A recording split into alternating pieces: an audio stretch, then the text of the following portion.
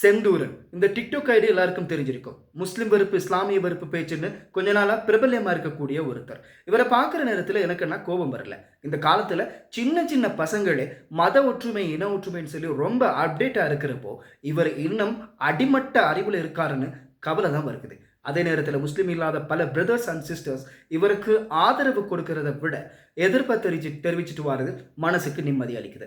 அதே நேரத்தில் நம்ம முஸ்லிம்ஸ்ல சில பேர் சோஷியல் மீடியா அக்கௌண்ட் வச்சிருந்தா என்னமும் பேசலாம்னு நினச்சிக்கிட்டு அவரோட ஃபோட்டோஸ் வீடியோஸை வச்சு அவரை இன்னும் கேவலப்படுத்துறது முஸ்லிம்ஸ்லையும் இஸ்லாத்திலையும் அவருக்கு வெறுப்பை ஏற்படுத்துறதோட அவரோட வீடியோவையும் நம்மளோட வீடியோவும் பார்க்கக்கூடிய முஸ்லிம்ஸ் இல்லாதவங்களுக்கு ஒருவேளை இவர் சொல்றது சரியா இருக்குமோ, இவங்க இப்படி கேவலமாக நடந்துக்கிறாங்களே என்கிற ஒரு எண்ணத்தை நிச்சயமா தோணும். இஸ்லாமிய வெறுப்புங்கிறது இன்னைக்கு நேற்று தொடங்கினது இல்லை.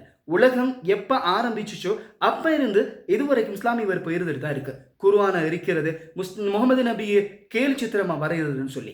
ஆனால் யார் என்ன செஞ்சாலும் இதுவரைக்கும் இஸ்லாத்தையோ முஸ்லீமையோ யாராலையுமே அழிக்க முடியல.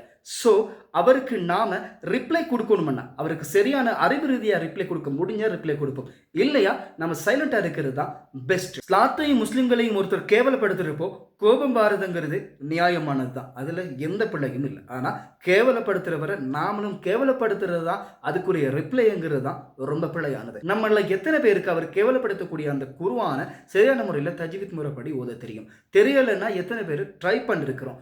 எத்தனை பேர் நம்மள தர்ஜுமா குர்ஆனை முழுமையாக வாசித்து முடிச்சிருக்கிறோம்? ஒழுங்கா தொழுகையை விடாம தக்குவாவோட வேற எந்த எண்ணங்களும் இல்லாமல் எத்தனை பேர் சரியான முறையில் தொழுகிறோம்? அடிப்படையிலேயே நம்ம பிள்ளைகளை விட்டுட்டு ஸ்லாத்தை கேவலமா பேசுறாருன்னு சொல்லி கோபப்படுறதுங்கிறது ரொம்ப வேடிக்கையா இருக்கு. அடிப்படைகளில் நம்ம பிள்ளைகளை விட்டுட்டோம்னா நாளைக்கு நம்ம என்ன செஞ்சோம் எந்த பிரயோசனமும் இருக்காது.